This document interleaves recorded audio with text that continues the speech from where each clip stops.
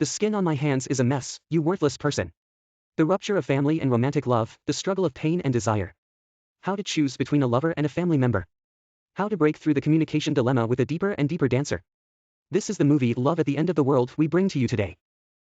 A sedan is driving on a winding road. The lady in the driver's seat has a slightly worried expression on her face. The bustling city night view, the continuous flow of vehicles, and the tall buildings and high-rise buildings where I am writing this letter. Inside a high-end residence, various trophies fill the table. Among the many trophies, there is a family portrait of a family of 3. In the photo, the man is drinking and feeling jealous on the sofa. The film starts with a lady driving and confirming her return home. As soon as she enters the door, she is questioned by her husband about why she came home so late. The exhausted woman explains that it is because there was traffic congestion returning from the countryside after giving a speech. The man, however, did not believe it and deliberately picked a fight. The woman didn't want to pay attention to him, but she was beaten by him. When the man's daughter heard the commotion and rushed out, she tried to stop her father, but the man also hit his daughter. A woman who could no longer bear it took a knife and rushed towards her husband. At the critical moment, she was stopped by her daughter. The woman is named Hyo-yeong, a university teacher. In her class, she talked about Modigliani's words. The painter struggled with drugs, alcohol, and poverty throughout his life. After he passed away at the age of 34, his pregnant wife also jumped off a building and died. Ji-ying, who was wearing sunglasses, turned on the indoor light after finishing the slides, and the students couldn't help whispering when they saw the scars on her face. Ji-ying called her daughter Jung Yoo-jin, and Yoo-jin, who was in the internet cafe, was reluctant to go home. Jung Yoo-jin persuaded her mother to divorce, but Ji-ying said that after she became a full-time professor at school, sent Yoo-jin's father to the hospital. Yoo-jin was disgusted with her mother's words. She took out a bottle of colorful pills. She knew that Ji-ying had been taking sleeping pills. She asked her mother to promise not to leave her alone, and the mother and daughter came home to face their father who was drunk and unconscious. Jung Yoo-jin poured out the pain in his heart with a scar on his face and his friend without makeup, a violent father who ignored everything, a mother who ignored everything, and everything filled his heart with hatred. He swore revenge, and went to Ji-ying without makeup, and Ji-ying, who learned about it, scolded Yoo-jin for lying. 2 people were having a big fight in the car. Yen said that everyone would die soon.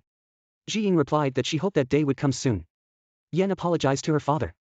She didn't understand why her parents, who clearly loved each other, would still fight. Her father told her that it was because they didn't know how to love each other. And she just wanted to end it all by drinking excessively. Although the school notified Su Ji-ying that she had been nominated as a full-time professor, she was eventually rejected. The reason for her rejection was surprisingly due to family issues. After teaching at the school for 10 years, Ji-ying felt that this reason was extremely absurd. She was clearly the victim but was being treated unfairly. Shi-ning, who was filled with frustration, returned home and drank with her husband in despair. As a result, the 2 of them started arguing again.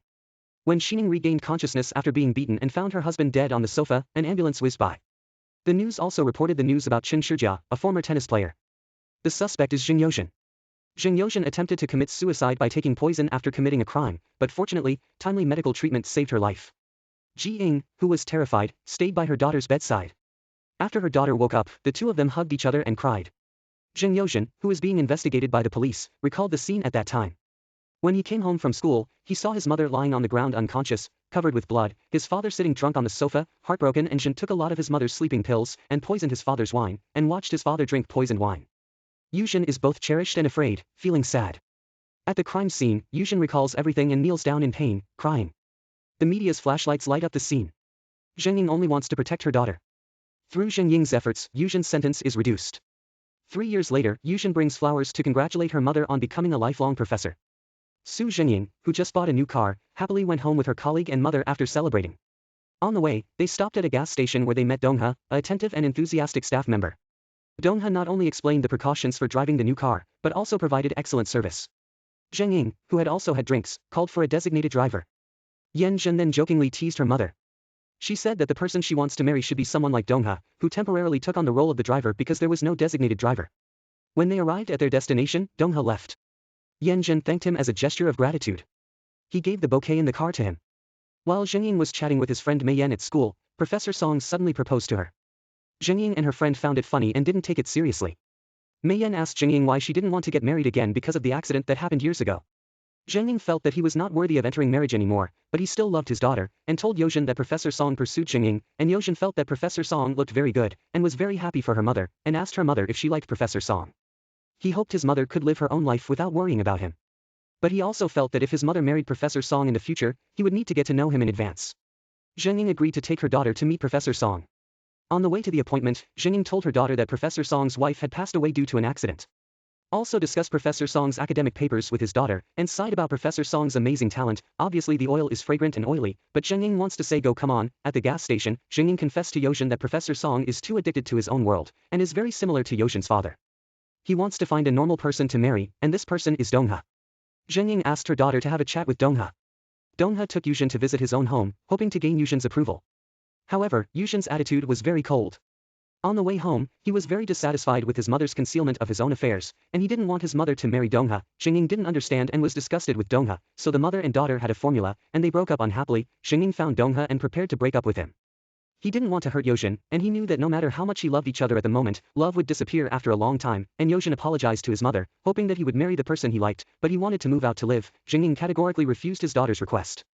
Hyo-jin found Dong-hee again, and it would be lonely to marry his own mother. If he can accept this, then they can get married. He also hopes that Dong-hee can love his mother well. After receiving Hyo-jin's approval, Soo Jin-young and Dong-hee entered the marriage hall. After marriage, the two of them were very happy, but Yen-jong always seemed to be burdened with worries. Jung Yoo-jin asked Dong-hee to pick up Yen-jong from school because of work, but Dong-hee discovered that Yen-jong had dropped out of school long ago. Dong-hee didn't tell Jung Yoo-jin the truth, only saying that he hoped Jung Yoo-jin could spend more time with their daughter. Soo Jin-young, who was tired for a day, promised, but did not go to his heart. The next day Dong-hee asked Hyo-jin about dropping out of school, and Hyo-jin hoped that Dong-hee could keep it secret from his mother, because his classmates knew about him when he was on the news, and the school rumored about himself. So that's why he dropped out of school. He spends his time doing different things to pass the time. Dong-hee accompanies him to feed seagulls, hoping he can tell his mother the truth. However, Hyo-jin doesn't think so. He feels that his mother only cares about work. Previously, my mother had been feeling down all the time. Now, she is finally happy. She doesn't want to ruin everything. Dong-hee accompanied Hyo-jin to the amusement park, and finally, Hyo-jin smiled. In the evening, Jung Yoo-jin told Dong-hee that she would be on a TV show. Afterwards, it may become busier. However, Dong-hee does not seem happy for Jung Yoo-jin. Jung Yoo-jin thinks that Dong-hee doesn't like his job, but in fact, Dong-hee is just worried about Hyo-jin. He tells Jung Yoo-jin that the past trauma still affects Hyo-jin. Jung Yoo-jin, on the other hand, feels that those are all things of the past. Should be forgotten. Her daughter understands herself. The conversation between the two is fruitless. Hearing their conversation, Hyo-jin feels very sad. Hyo-jin, Dong-hee, Jung Yoo-jin, and her friends have dinner together. At the dining table, Hyo-jin lacks enthusiasm due to feeling unwell. Dong-hee accompanied her to breathe outdoors. Jung Yoo-jin was a little angry because the two of them were not cooperating. Jung Yoo-jin completely did not listen to and understand her daughter's thoughts, but only liked to impose her own thoughts on Hyo-jin. Dong-hee found Hyo-jin who had a high fever at the amusement park, and saw Hyo-jin who was sick. Jung Yoo-jin felt that she had failed as a mother. Hyo-jin confessed to Jung Yoo-jin that she hadn't gone to school. Jung Yoo-jin was very angry. The mother and daughter had a big fight about this. Jung Yoo-jin wanted to have a good talk with Hyo-jin. Hyo-jin once again suggested moving out. Jung Yoo-jin hopes Dong-hee can persuade Hyo-jin not to move away stubbornly. She actually depends a lot on her daughter and doesn't want to leave her. Hyo-jin hasn't moved away, but the atmosphere at home is very heavy. Jung Yoo-jin is very distressed about this. Mei-yen asked her the truth about Hyo-jin's verdict back then. Jung Yoo-jin just cried silently, and didn't say anything. The mother and daughter sat in the cafe they used to go to. Jung Yoo-jin asked Hyo-jin if she wanted to study abroad, and Hyo-jin agreed to go abroad. Jung Yoo-jin, who was about to go to work, suggested that the whole family go on vacation together. Hyo-jin and Dong-hee did not oppose Jung Yoo-jin's suggestion. Jung Yoo-jin, who was originally going to go to work, temporarily returned home and discovered what Hyo-jin and Dong-hee had done. Emotionally overwhelmed, she became hysterical and started throwing a tantrum. Jung Yoo-jin talked about Guya's works in class. The painter's endless love and hatred for humanity, as revealed in the conversation, satirizes the anger and tragedy of modern people. In the end, Jung Yoo-jin chose to leave, hoping that her daughter could live a happy life, and she would also strive to live well. Originally, it was thought that Jung Yoo-jin would usher in a new life. Unexpectedly, what awaited her was her funeral. 3 years later, Jin and Dong-hee continued their lives, which were not happy, struggling in pain, not knowing when they could find relief. There is a saying that parents are always waiting for their children's gratitude. While children are always waiting for their parents' apologies, sometimes parents' love can become a shackle for children. In fact, communication is the most important thing in a family. Don't impose your own will on others. Respect and listen to each other, so that family life can be more harmonious. Alright, that's the end of today's commentary. I'm Xiao Mei. If you're interested, feel free to follow, like, and share. See you in the next episode.